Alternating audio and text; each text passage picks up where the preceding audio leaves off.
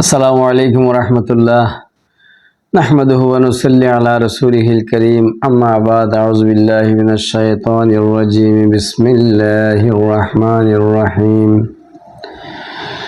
إن الله وملائكته يصلون على النبي يا أيها الذين آمنوا صلوا عليه وسلموا تسليما صلى الله على سيدنا محمد وعليه وصحابه وسلم رب اشرح لي صدري ويسر لي أمري واحلل عقدة من لساني يفقهوا قولي সম্মানিত দেশবাসী সম্মানিত শ্রোতা মণ্ডলী সবাইকে শবে বরাত তথা শাবান মাসের মধ্যরাতের বরকতময় রাত্রের শুভেচ্ছা।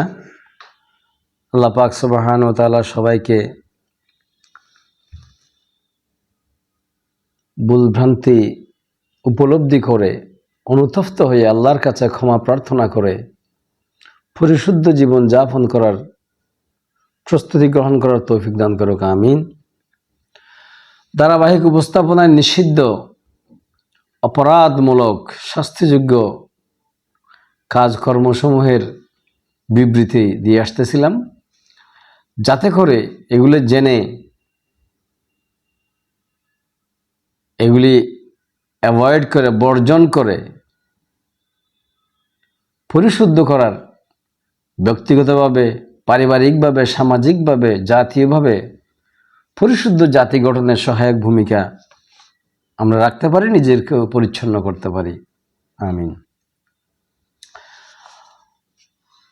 আর এইসব কাজ করতে হলে আমাদের বারংবার যেসব অনুভূতি আসা প্রয়োজন, তা হলো এই সূরা ইনফিতার থেকে যদি আমি একটু বিশ্বাস এবং চিন্তাশীল হওয়ার জন্য বলি, আমাদের পৃথিবীর এই যে কদিন আমরা বেঁচে থাকি, সমস্ত কাজকর্ম বিভিন্ন দৃষ্টিভঙ্গিতে কোরআনে বর্ণিত আছে, এটা প্রকাশিত করা হবে। সেভাবে সূরা ইনফিতারের মধ্যে বলছে যে কি, ইয়াসলাউনাহা ইয়াউমাদ্দিন, শেষ বিচারের দিন তারা সবাই ঠিকঠাক মতো এসে পৌঁছে যাবে। ওমা হুম আনহা বিগাইবিন, সেখান থেকে তারা কোনো দিনই অদৃশ্য থাকবে না, কোনো কিছুই অদৃশ্য থাকবে না। ওমা আদরাকা মা ইয়াউমুদ্দিন, সেই দিনটা কি জানো, প্রশ্ন করা হচ্ছে। এবং এই প্রশ্নের মাধ্যমে আল্লাহ পাক আবার উত্তরই দিয়েছেন, সুম্মা মা আদরাকা মা ইয়াউমুদ্দিন, তুমি কি জানো সেই কোন দিনের কথা বলা হয়েছে? ইয়াউমা লা তামলিকু নাফসুন লিনাফসিন শাইআ ওয়াল আমরু ইয়াউমাইযিন লিল্লাহ, সেদিন কোনো মানুষ একজন আরেকজনের কোনো কাজে যেমন আসবে না, সেদিন ফয়সালার চূড়ান্ত ক্ষমতা থাকবে আল্লাহ তাআলার হাতে। সম্মানিত শ্রোতামণ্ডলী, আমাদের প্রত্যেকটা উপস্থাপনা আখিরাতকে স্মরণ করে আল্লাহর বাণীকে ভিত্তি করে রাসূল পাক সাল্লাল্লাহু আলাইহি সাল্লামের বাণী এবং উপদেশসমূহকে অনুসরণ করে জীবন গঠন করার পরামর্শ দিচ্ছি। এবং বারংবার একই কথা বলতেছে, আমার এই উপস্থাপনা কিংবা আজকে রাত্রে কিংবা জাতীয় প্রতি জুমাবারে এবং সমগ্র দেশব্যাপী যত বক্তা, ইমাম, খতিব থেকে শুরু করে যত কথা বলছেন, আমি আশা করি সবাই কোরআনের রেফারেন্স দিয়ে কথা বলবেন, আল্লাহর বাণীর রেফারেন্স দিয়ে কথা বলবেন এবং সকলকেই এই মর্মে সংবাদ পৌঁছাবেন যে আমি যা বলতে চাই, আমি যা শোনাতে চাই বা আপনারা যা শুনতে চান, সব কথা যেন কোরআন করিমের বেসে হয়, কোরআন করিম থেকে হয়। কেন? সূরা নিসা 174 এবং 175 রেফারেন্স যদি দিই, ইয়া আইয়ুহান নাসু ক্বাদ জাআকুম বুরহানুম মিন রাব্বিকুম ওয়া আনজালনা ইলাইকুম নূরাম মুবিনা। হে মানুষ, তোমাদের মালিকের কাছ থেকে তোমাদের কাছে একটি উজ্জ্বল প্রমাণ এসে গেছে এবং আমি তোমাদের কাছে এই উজ্জ্বল জ্যোতি নাজিল করেছি তথা কোরআনুল কারীম, যেটা উজ্জ্বল জ্যোতি, আলোকবর্তিকা, পথ নির্দেশিকা, সেটা অনুকরণ করা আমাদের জন্য এবং সেখান থেকে উপস্থাপন করা বা শোনা, সেটার চর্চা করা আমাদের জন্য প্রথম আবশ্যকীয় কাজ। আশা করি আপনারা এবং আমার এই পরবর্তী এই আজকের উপস্থাপনা নিষিদ্ধ পর্ব 5 উপস্থাপনাটা কোরআন কারীম থেকে করবেন ইনশাআল্লাহ। এরপরে 175 নম্বর আয়াতে যেটা বলছেন, ফাআম্মাল্লাযীনা আমানু বিল্লাহি ওয়া ইতাসামু বিহি ফাসাইয়ুদখিলুহুম ফি রাহমাতিন মিনহু ওয়া ফাদলিন ওয়া ইয়াহদিহিম ইলাইহি সিরাতাম মুস্তাকিমা। অতঃপর যারা সে জ্যোতি নিয়ে অর্থাৎ কোরআনের আলোকে আল্লাহর উপর বিশ্বাস স্থাপন করে এবং তার উপর মজবুতভাবে জীবনযাপন করে স্থির বিশ্বাসের উপর থাকে, তিনি তাদের অচিরেই তার অফুরন্ত দয়া ও অনুগ্রহ জান্নাতে প্রবেশ করাবেন। তিনি তাদেরকে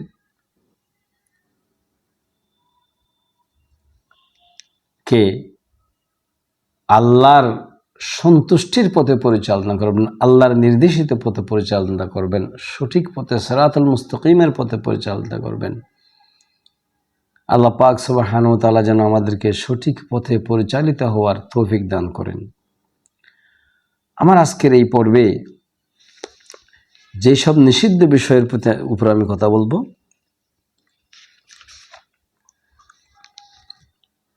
তা হলো লৌকিকতা, উপকার করে খোঁটা দেওয়া, সম্পর্ক ছিন্ন করা এবং জন্ম নিয়ন্ত্রণ।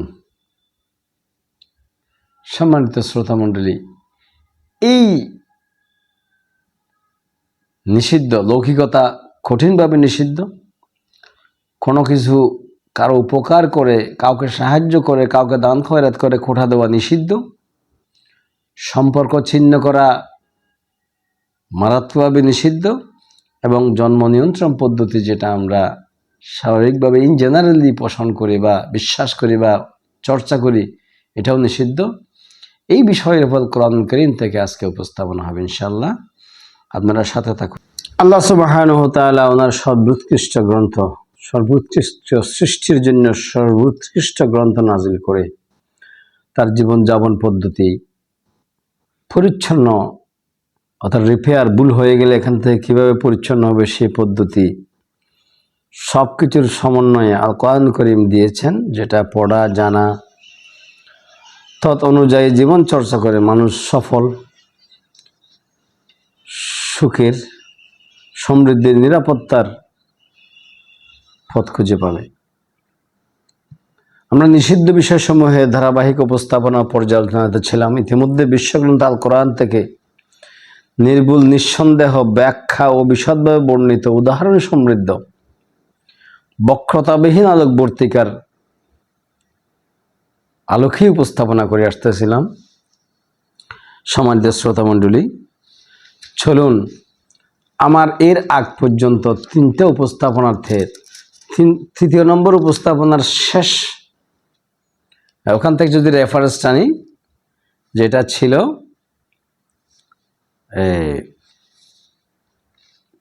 নিষিদ্ধ কাজসমূহের কথা বলে আসতেছিলাম বাইরে ভাই।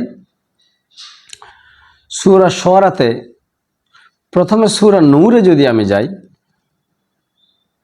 সেখানে আল্লাহ পাক সুবহানাহু ওয়া তাআলা বলছেন কি, ওয়ালাকাদ আনজালনা ইলাইকুম আয়াতিম মুবাইয়িনাতিন ওয়া মাসালাম মিনাল্লাযীনা খালাউ মিন ক্বাবলিকুম ওয়া মাউইযাতুল লিল মুত্তাকিন।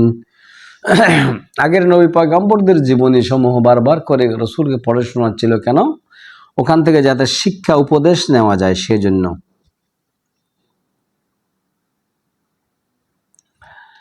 সেই রকম ওই আইকা জাতি অর্থাৎ হযরত শুআয়ব আলাইহিস সালাতু ওয়াস সালাম যে জাতির জন্য নবী হয়ে পয়গম্বর হয়ে এসেছিলেন, ওদেরকে উপদেশ দিতে গিয়ে বলছেন কি আল্লাহর পক্ষ থেকে,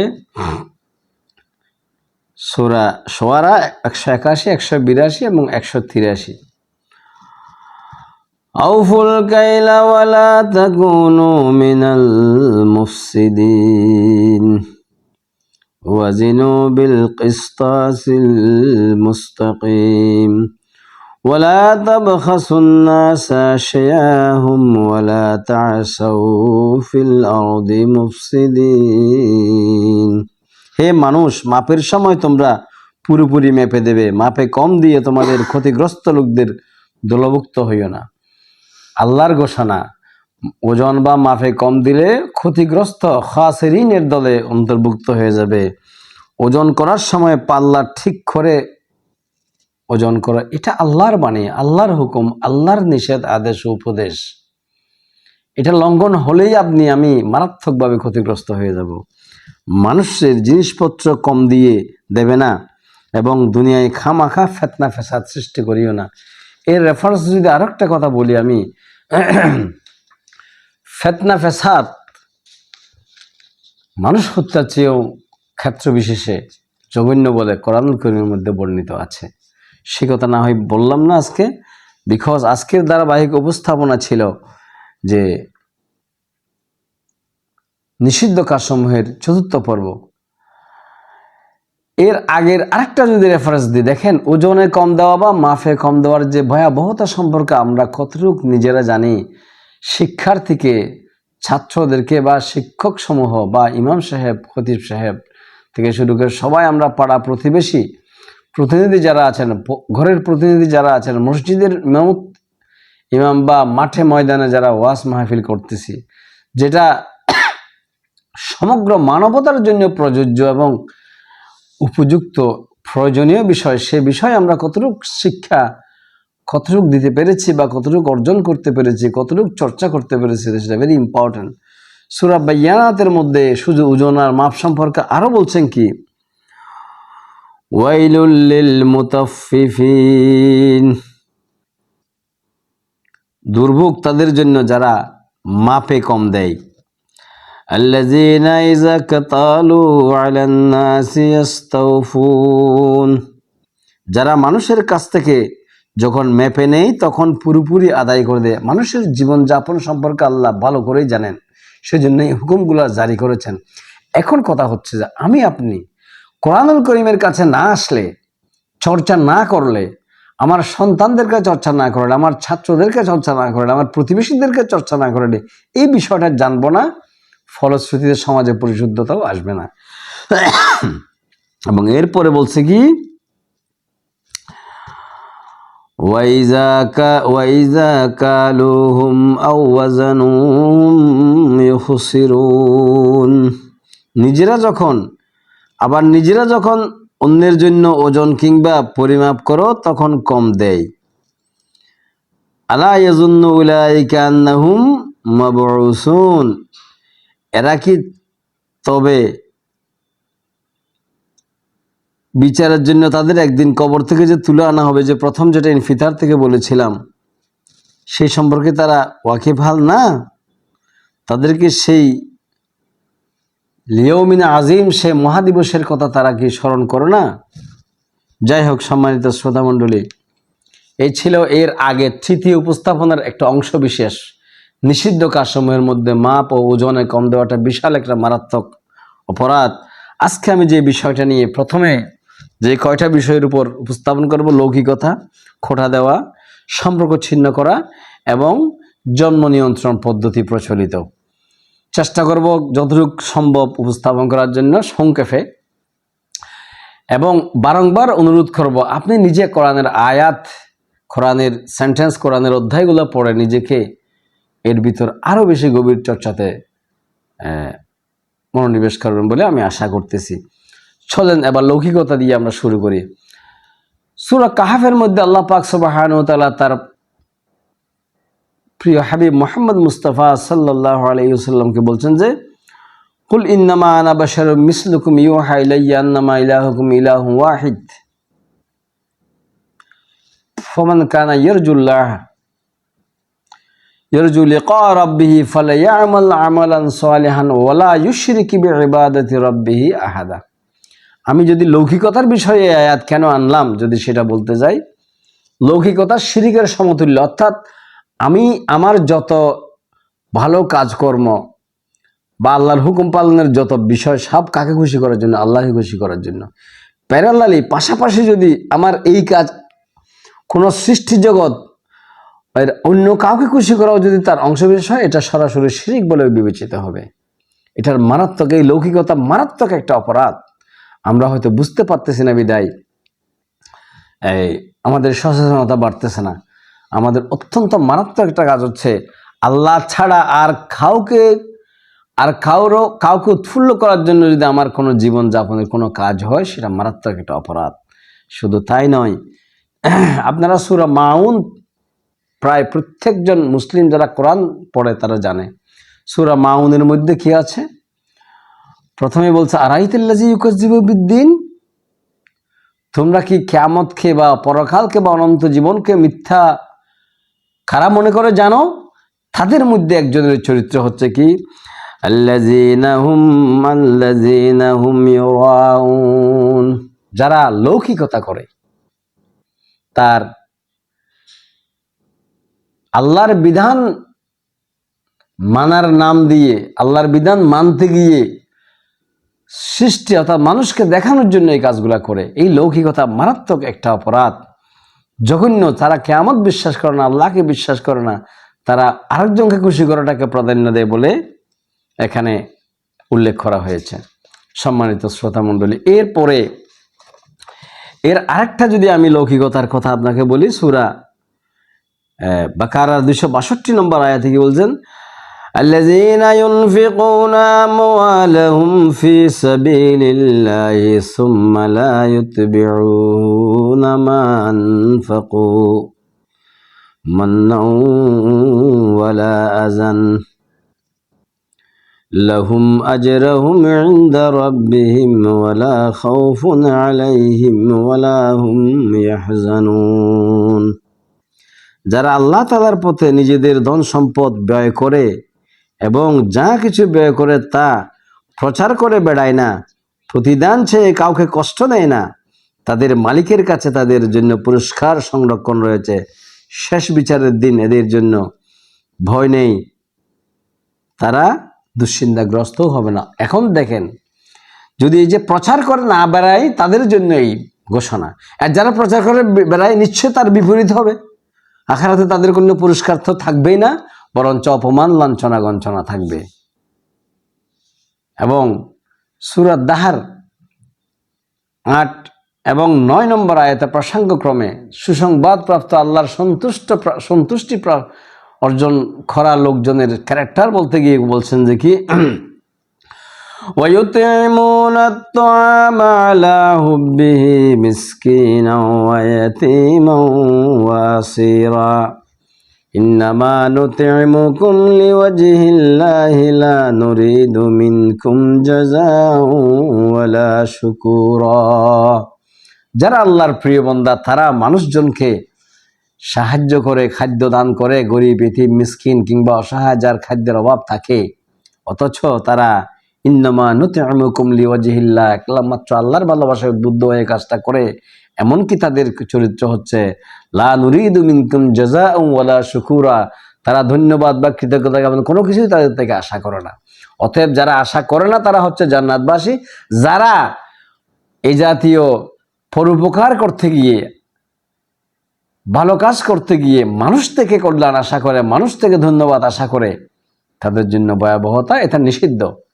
সম্মানিত শ্রোতা মণ্ডলী, আশা করি আমি এরপরে যে বিষয়টা আমি আনবো সেটা হচ্ছে খোঁটা দেওয়া।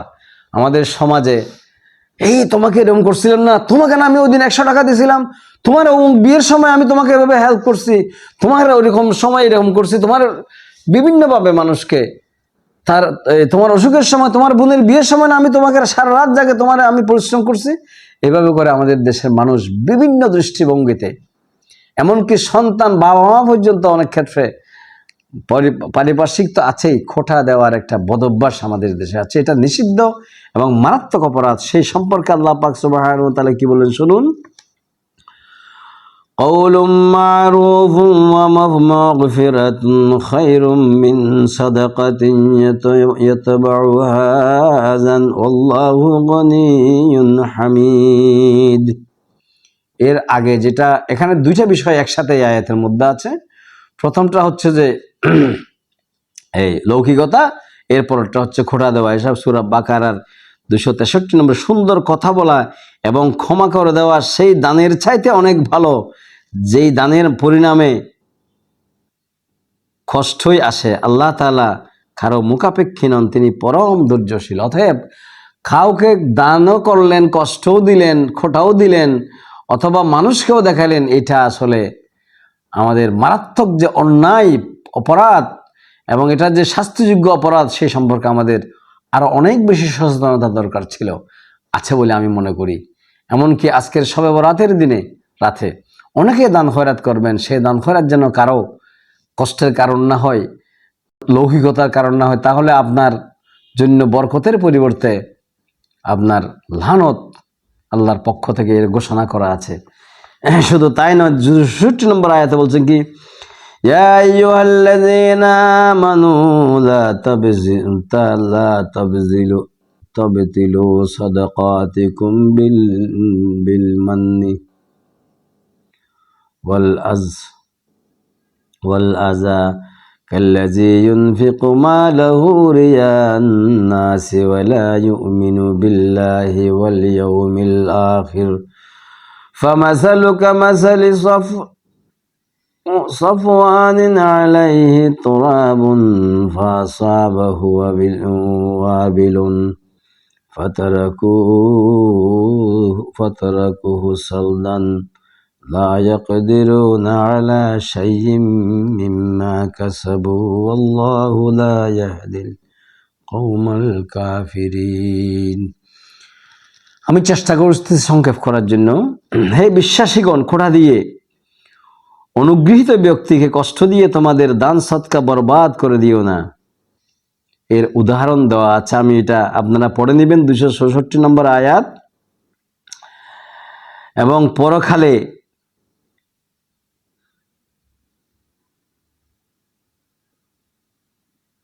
বরবাদ করে দিও না সেই হতভাগ্য ব্যক্তির মতো যে শুধু লোক দেখানোর উদ্দেশ্যে দান করে, সে আল্লাহ তাআলা ও পরকালে কিছু পাওয়ার উপর বিশ্বাস করে না। কঠিন কথা, খোঁটা দেওয়া কিংবা কাউকে দানের এগেস্টে কষ্ট দেওয়া অত্যন্ত মারাত্মক অপরাধ, শাস্তিযোগ্য অপরাধ। এবং শেষে আসি বলছে তাদেরকেই আল্লাহ বলছে তারা কাফের। কি বলছেন?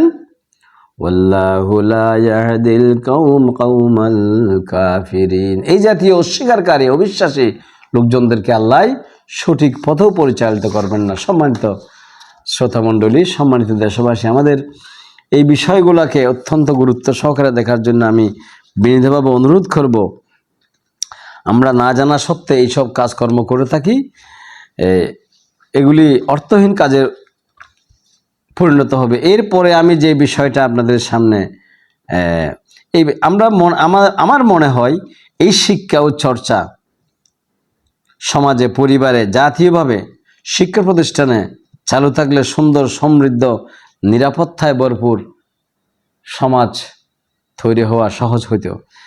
এরপরের যে বিষয়টা আমি আপনাদের সামনে সংক্ষেপে বলার চেষ্টা করব, সেটা হচ্ছে সম্পর্ক ছেদ করা।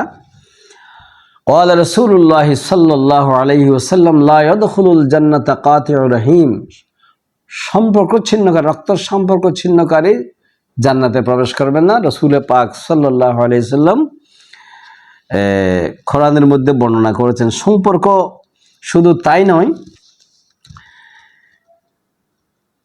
সূরা রাদের মধ্যে 21 এবং 25 নম্বর আয়াতের, শুধু আমি এর আগে এবং পরে অনেক প্রাসঙ্গিক এবং আনুষঙ্গিক বিষয় আছে, আশা করি আপনারা যা পড়ে নেবেন। সূরা রাত 19 থেকে 25 নম্বর আয়াত পর্যন্ত পড়লে আপনারা এটা বুঝবেন। আমি শুধুমাত্র সম্পর্ক ছেদের কথাটা যেখানে আছে সেটা একটু করে উল্লেখ করছি। 21 নম্বর আয়াতের মধ্যে বলছে আল্লাহ তাআলা যেসব সম্পর্ক অক্ষুণ্ণ রাখার আদেশ করেছেন, যারা তা অক্ষুণ্ণ রাখে, যারা নিজেদের মালিককে ভয় করে, তারা কিয়ামতের কঠোর হিসাবকেও ভয় করে। যারা অক্ষুণ্ণ রাখে, এবার যারা রাখে না, আসুন 25 নম্বর আয়াত, অপরদিকে যারা আল্লাহর সাথে প্রতিশ্রুতিতে আবদ্ধ হওয়ার পরও তা ভঙ্গ করে, যেসব সম্পর্ক আল্লাহ তাআলা অক্ষুণ্ণ রাখতে বলেছেন তা ছিন্ন করে আল্লাহর জমিনে বিপর্যয় সৃষ্টি করে বেড়ায়, এরাই হচ্ছে সেসব লোক যাদের জন্য রয়েছে আল্লাহ তাআলার অভিশাপ, লানত, তাদের জন্য রয়েছে আখিরাতের নিকৃষ্ট আবাস। অতএব সম্পর্ক যারা ছিন্ন করে বিভিন্ন অজুহাতে, দুনিয়াবি স্বার্থের অজুহাত ছাড়া তো সম্পর্ক কেউ ছিন্ন করে না, বরঞ্চ আল্লাহ পাক সুবহানাহু ওয়া তাআলা এবং তার রাসূল আমাদেরকে বলছেন যে তোমার সম্পর্ক রাখা এবং ছিন্ন করা দুটোই হবে আখিরাতমুখী। অথচ আমরা স্রেফ দুনিয়াবি স্বার্থের জন্য সম্পর্ক নষ্ট করতেছি, সম্পর্ক ছেদ করতেছি, মারাত্মক অপরাধ করতেছি, আমরা সেটা খেয়াল করি নাই। আমাদের কোনো সম্পর্ক যদি হয়, এমনকি বাবা মার সম্পর্কের যদি সম্পর্ক ক্ষেত্রে, আত্মীয় স্বজনের সাথে, পাড়া প্রতিবেশীর সাথে, অফিস আদালতের সাথে, সব কিছুর ক্ষেত্রে আল্লাহ এবং তার রসুলের আদেশ ও নিষেধের আলোকে, আখিরাতমুখিতার আলোকে সম্পর্ক রক্ষা কিংবা সম্পর্ক ছিন্ন হবে। এটাই ছিল আমাদের শিক্ষা। অতএব এই নিষিদ্ধ কাজ যেন আমাদের সমাজ থেকে বিদূরিত হয়। আমাদের শিক্ষা প্রতিষ্ঠান, আমাদের মসজিদের খতিব ইমাম, আমাদের মাদ্রাসার শিক্ষক, আমাদের কলেজ ইউনিভার্সিটি থেকে শুরু করে সব শিক্ষা প্রতিষ্ঠান যেন এইসব বিষয় শিক্ষা দেওয়া হয়, পরিবারে যেন শিক্ষা দেওয়া হয় এবং সমাজে যেন শিক্ষা দেওয়া হয়। সমাজ প্রসিদ্ধের মাধ্যমে এই মারাত্মক ব্যাধি থেকে আমাদেরকে পরিত্রাণ পাইতে হবে। সম্পর্ক কাকে কাকে বলে, কি কি সম্পর্ক, সেটা যদি আপনারা আমাকে জিজ্ঞাসা করেন, তাহলে সূরা কাহাফের মধ্যে আমি একটা রেফারেন্স আপনাদেরকে জন্য দিই। সূরা কাহাফ যারা পড়েন, কাহাফের মধ্যে 3টা ঘটনা আছে। সেখানে একটা ঘটনা হচ্ছে যে হযরত খিজির আলাইহিস সালাম একটা ছেলেকে থাপ্পড় দিয়ে মেরে ফেলেছিল। সে বিষয়ে যখন মুসা আলাইহিস সালাম জিজ্ঞাসা করছে, এত আপনি একদম পয়গম্বর হয়ে এত মারাত্মক অপরাধ কিভাবে করছেন, সেটার উত্তর ক্লারিফাই করতে গিয়ে মুসা আলাইহিস সালামকে শিখিয়ে দিচ্ছেন, মুসা আলাইহিস সালামকে উত্তর দিচ্ছেন আল্লাহ পাক সুবহানাহু ওয়া তাআলা খিজির আলাইহিস সালামের মাধ্যমে। সেটা কি? সূরা কাহাফের 80 এবং 81 নম্বর আয়াত যদি আপনি পড়েন, আর সেই কিশোরটি যে ঘটনা, যে তার পিতামাতা উভয় ছিল মুমিন, আমি আশঙ্কা করলাম বড় হয়ে এসে এদের দুজনকে আল্লাহর নাফরমানি ও কুফর দ্বারা প্রভাবান্বিত করে দেবে। আমি চাইলাম আল্লাহ যেন তাদের রব তার বদলে তাদের এমন একটি সন্তান দান করে যে দিনদারি ও রক্তের সম্পর্ক রক্ষার ব্যাপারে তার চাইতে বেশি ভালো হবে। সুবহানাল্লাহ। রক্তর সম্পর্ক ছিন্ন করবে এই কারণেই, এই জাতীয় বিষয়ের কারণে ছেলেকে যতগুলো কারণে তাকে মেরে ফেলা হয়েছিল তার মধ্যে এটা একটা কারণ। অতএব রক্তের সম্পর্ক ছিন্ন করা গণহত্যার শামিল কিংবা হত্যার মতো একটা অপরাধ বলে এই আয়াতের রেফারেন্স দিয়ে আমি বলতে পারি। সুতরাং আমরা সমাজ যেন অনেক দুনিয়াবি কারণে ভুল বুঝাবুঝি হতে পারে, অজ্ঞতার কারণে, স্বার্থের কারণে, বিভিন্ন কারণে, মূর্খতার কারণে, কৃপণতার কারণে, উদ্ধত অহংকারের কারণে, বিভিন্ন কারণে হতে পারে। বাট আপনি যদি আখিরাত বিশ্বাস করেন, আল্লাহর কোরআন বিশ্বাস করেন, রসুল বিশ্বাস করেন এবং কোরআন বিশ্বাস করেন, তাহলে আমাকে আপনাকে সম্পর্ক ছেদের ব্যাপারে এই মারাত্মক শাস্তি থেকে পরিত্রাণের জন্য চেষ্টা করতে হবে। এরপরে আমি এখানে আরো অনেকগুলা রেফারেন্স আছে। এটা যদিও ভেরি সেন্সিটিভ বিষয়, বাট আমি আশা করি আপনারা আল্লাহর কিতাব থেকে নিজেরাই জ্ঞান চর্চা করে এটার উপর আস্থা আনার চেষ্টা করবেন বা বুঝার চেষ্টা করবেন নিজেরা। সে আশা আমি করবো ইনশাআল্লাহ। সেটা হচ্ছে যে শুরুতেই আমি বলেছিলাম যে যে বিষয়, যে নিষিদ্ধ বিষয় সম্পর্কে আমি বলবো, তার মধ্যে অন্যতম আরেকটা ছিল যে সেটা হচ্ছে যে জন্ম নিয়ন্ত্রণ পদ্ধতি। আমাদের দেশে প্রচলিত জন্ম নিয়ন্ত্রণ পদ্ধতি, অর্থাৎ আমাদের বেশিরভাগ মানুষের ধারণা হচ্ছে যে বর্তমান মহঙ্গা জমানায় এতগুলো ছেলে মেয়ে কেমনে চালাবে, কেমনে বিয়ে দিবে, কেমনে খাওয়াবে, কেমনে পড়াবে, ইত্যাদি ইত্যাদি বিভিন্ন। এখানে দুইটা বিষয় উল্লেখযোগ্য। একটা হচ্ছে যে কাকে খেয়ে খাওয়াবে বা খেয়ে খাবে না খাবে, সেটা বিষয়টা নির্ভর করতেছে পৃথিবীতে যে কোনো মানুষ যখন জন্মগ্রহণ করে তার জন্য একটা সুনির্দিষ্ট বাজেট পৃথিবীতে চলে আসে। এখন যদি কোনো বাবা মা অথবা কোনো আত্মীয় স্বজন যদি মনে করে যে কারো সন্তানের দায় দায়িত্ব তার উপর, বা সেইটাই চালাবে না, খাওয়াইতে পারবে না, এটা তো আল্লাহকে অস্বীকার করার একটা শামিল। কারণ আপনারা জানেন সূরা হুদের মধ্যে সম্ভবত ইয়ার মধ্যে সূরা হুদের শুরুর দিকেই একটা কথা আছে যে পৃথিবীতে এমন কোনো প্রাণী নাই, সূরা হুদের 6 নম্বর আয়াত, জমিনের উপর বিচরণশীল এমন কোনো জীবন নেই যার রিজিক পৌঁছানোর দায়িত্ব আল্লাহ তাআলার উপর নেই। তিনি যেমন তার আবাস সম্পর্কে অবহিত, তেমনি তার মৃত্যুর পর তাকে কোথায় সুপর্দ করা হবে তাও তিনি জানেন। এইসব বিবরণ একটি সুস্পষ্ট গ্রন্থে লিখে আছে। অর্থাৎ জমিনের উপর এমন কোনো বিচরণশীল প্রাণী নাই যার রিজিক, যার জীবনযাপন উপকরণের ব্যবস্থা আল্লাহ করবেন না। এটা আপনাকে আমাকে দৃঢ়ভাবে বিশ্বাস করতে হবে। সেই জন্যই বিভিন্ন দৃষ্টিভঙ্গিতে কোরআনের মধ্যে বর্ণনা দেওয়া আছে। বাট আমি আপনার জন্য শুধুমাত্র এতটুকুই বলবো যে বনী ইসরাঈলের 31, 32 এবং 33 নম্বর আয়াত আপনারা পড়ে নেবেন। আমি আশা করি আপনারা পড়ে নেবেন। সেখানে এই কথা বলা আছে যে তোমরা তোমাদের সন্তানদের কখনো দারিদ্রতার ভয়ে হত্যা করো না। আমি যেমন তাদের রিজিক দান করি, তোমাদেরও কেবল আমি রিজিক দান করি। রিজিকের ভয়ে তাদের হত্যা করা অবশ্যই একটি মারাত্মক গুনাহ। অতএব আমি আর বিশেষ ব্যাখ্যা দিলাম না। আপনি যদি কোরআনের আয়াত বিশ্বাস করেন, আল্লাহর বাণী যদি বিশ্বাস করেন, আখিরাত যদি বিশ্বাস করেন, আমাকে আপনাকে দৃঢ় বিশ্বাস করতে হবে যে এই সন্তান নষ্ট করে ফেলে হত্যা করার মাধ্যমে যদি যা রিজিকের ভয় হয়ে থাকে, এখানে স্পষ্ট উল্লেখ করা আছে রিজিকের ভয় হয়ে দেখি আয়াতের মধ্যে, আয়াতে কারিমা হচ্ছে যে ওয়ালা তাকতুলু আওলাদাকুম খাশিয়াতা ইমলাক নাহনু নারযুকুহুম ওয়া ইয়্যাকুম ইন্না কাতলাহুম কানা খিতআন কাবীরা। অতএব সম্মানিত দেশবাসী, সম্মানিত শ্রোতা মণ্ডলী, আজকে 4টা নিষিদ্ধ বিষয়ের উপর আমি উপস্থাপন করার চেষ্টা করেছি এবং এর আগের রেফারেন্স দিয়েছি, ওজন এবং মাফে কম দেওয়ার রেফারেন্স দিয়েছি। আর আজকের বিষয় ছিল লৌকিকতা, এই মারাত্মক অপরাধ, শিরকের মতো অপরাধ, খোঁটা দেওয়া মারাত্মক অপরাধ, কুফরির মতো অপরাধ, সম্পর্ক ছিন্ন করা তো এই জান্নাতেই যাবে না সে, এবং জন্ম নিয়ন্ত্রণ পদ্ধতির করছে। আল্লাহ বলছে যে মারাত্মক গুনাহ এটা। এই অতএব আমরা যেন নিজেরা জেনে বুঝে এইসব অপরাধমূলক কাজ থেকে নিজেদেরকে পরিচ্ছন্ন করে আজকে সহবরাতের রাত্রে প্রতিশ্রুতি নিই, সামনে আগামীতে রমজান মাসের মধ্যে কোরআন চর্চা করে, কোরআনের জ্ঞান অর্জন করে নিজেরা, পরিবার, সমাজ এবং দেশের জাতির মধ্যে এই অপরাধ থেকে সরে এসে নিজেদের জীবনকে পরিচ্ছন্ন করে সুন্দর, সমৃদ্ধ, বরকতময় এবং অনন্তকালের জন্য সুসংবাদবাহী একটা জীবন তৈরি করে। আমিন। আসসালামু আলাইকুম ওয়া রাহমাতুল্লাহি ওয়া বারাকাতুহু।